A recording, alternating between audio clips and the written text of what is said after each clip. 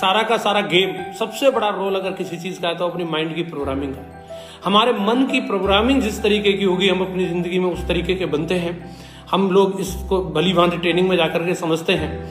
लेकिन दोस्तों, हमारे मन को जो प्रभावित करने वाली चीजें हैं, जो मुझे जो लगता है खास तौर से हमारा जो मन, जो 5 ऐसी चीजें हैं जिनसे बहुत ज्यादा प्रभावित होता है।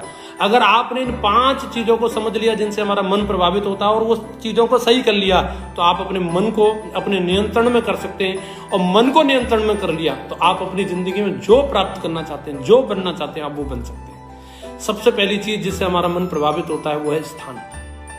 स्थान एक सबसे इंपॉर्टेंट चीज है जिससे हमारा मन प्रभावित होता है। आप देखेंगे हर स्थान का एक अपने आप में अलग अलग महत्व होता है। मंदिर का एक अलग स्थान है तो उसका एक अलग महत्व है और वहां जाकर के हमारे अलग विचार आते हैं। आप देखेंगे जब आप सिनेमा हॉल में होते हैं, वो स्थान एक अलग है और वहां के विचार कुछ अलग और होते हैं। आप यहां तक देख सकते हैं अपने घर में अगर 3 रूम हैं, तीनों कमरों का अलग अलग आपके अंदर प्रभाव होगा। स्थान का एक बहुत बड़ा महत्व है। ऐसे ही ट्रेनिंग का वेन्यू होता है, हमारा प्लान का वेन्यू होता है, उसका भी एक अपने आप में महत्व है। कई लोग बोलते हैं वेन्यू पे जाके क्या करना। अरे भाई, स्थान का बहुत बड़ा महत्व है जो आपको मन को प्रभावित करने के लिए असर डालने वाला है। अगर आप पुलिया पे बैठे रहेंगे तो पुलिया वाला स्थान है और वहां वो उसी तरीके का प्रभाव डालने वाला है जिस तरीके के लोग वहां रहते हैं। तो स्थान, अपना स्थान हमेशा अच्छा रखिए जिससे आपका मन प्रभावित होगा और आपकी माइंड की प्रोग्रामिंग अच्छी होगी। दूसरी जो चीज है जो हमारे मन को प्रभावित करती है वो है समय।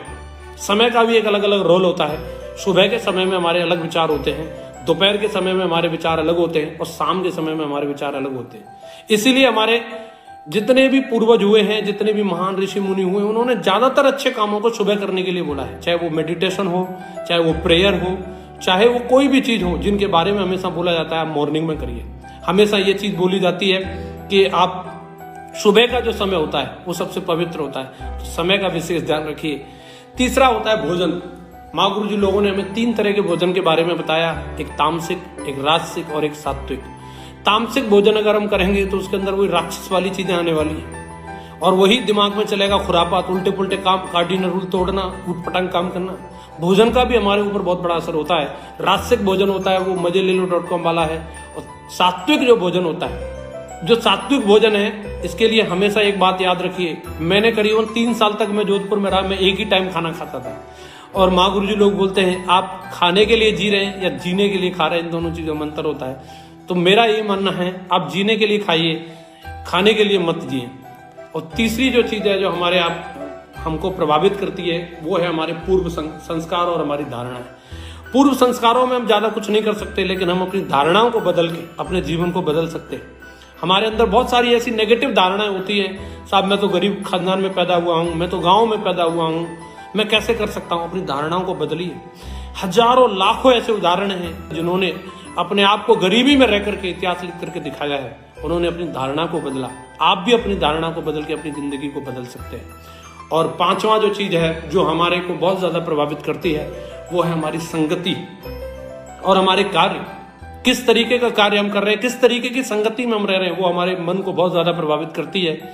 बोला जाता है अच्छी संगत अगर होती है तो आपके जीवन को बदल देती है। दोस्तों, संगति का इतना बड़ा महत्व है कि मुंबई में एक घोड़ों को ट्रेंड करने के लिए कैंप लगा हुआ था और वहां पर देश विदेश से, इंग्लैंड से, अमेरिका से, अलग अलग जगह के बड़े बड़े विदेशी घोड़े आ रहे थे जिनको ट्रेनिंग दी जा रही थी। वहीं पे एक गांव का देहाती हरियाणा का ताऊ अपने गधे को लेकर के पहुंच जाता है। तो अब वहां पे जो ट्रेनर था वो बोलता है ताऊ आप इस गधे को यहाँ कैंप में क्यों ले आए। तो ताऊ बोलता है कि भाई इन घोड़ों को ट्रेनिंग दे रहे हैं तो हमारे गधे को भी ट्रेनिंग दे दो। तो उन्होंने बोला कि ताऊ ये तो गधा है, इसको ट्रेनिंग दिला के क्या करोगे। बोले नहीं नहीं भाई ट्रेनिंग दे दो, ये भी कुछ सीख जाएगा। लेकिन ताऊ आपको पता नहीं इसकी फीस बहुत ज्यादा है, आपको 2 लाख रुपए चुकाने पड़ेंगे। ताऊ बोला भाई कोई दिक्कत नहीं है, मैं 2 लाख रुपए देने के लिए तैयार हूं। तो उन्होंने बोला ठीक है आप फीस भरने के लिए तैयार है तो भर्ती करा दो। और उस गधे को घोड़ों के बीच में भर्ती करा दिया और वो उन्हीं के साथ में रहता, उसकी तेल मालिश होती, उसको शैम्पू से नहलाया जाता, बढ़िया उसको चने वने खाने के लिए मिलते, उसी संगत में रह रहा था, उन्हीं के साथ में रह रहा था। अब लास्ट टाइम जब फाइनल डे था उनकी रेस हुई और रेस में ये देखना था कि कौन सा घोड़ा आज जीतेगा। तो उस रेस में उस गधे को भी खड़ा किया गया। सबकी निगाह उसी की तरफ थी कि आज ये गधा क्या कमाल करके दिखाएगा। आप दोस्तों आश्चर्य मत करिए, तो उसने बहुत बड़ा कोई कमाल नहीं किया, वो घोड़ों को नहीं हरा पाया, वो सबसे पीछे रह गया, सबसे फिसड्डी था। और ट्रेनर ने आकर के बोला, देखा ताऊ, मैंने तो आपको पहले ही बोला गधा गधा ही होता है, सबसे पीछे रह गया ना। तो ताऊ ने एक बहुत सुंदर जवाब दिया, हाँ सर आप ठीक कह रहे हैं, मेरा गधा सबसे पीछे रह गया, लेकिन आप ये भी देखिए ये दुनिया के सबसे बेहतरीन घोड़ों के बीच में सबसे पीछे रह गया है। जब वापस ये अपने गांव में जाएगा तो उन घोड़ों, उन गधों में, जिस गांव में रह रहे हैं, उन गधों में ये नंबर 1 आने वाला है। ये एक संगति का असर है,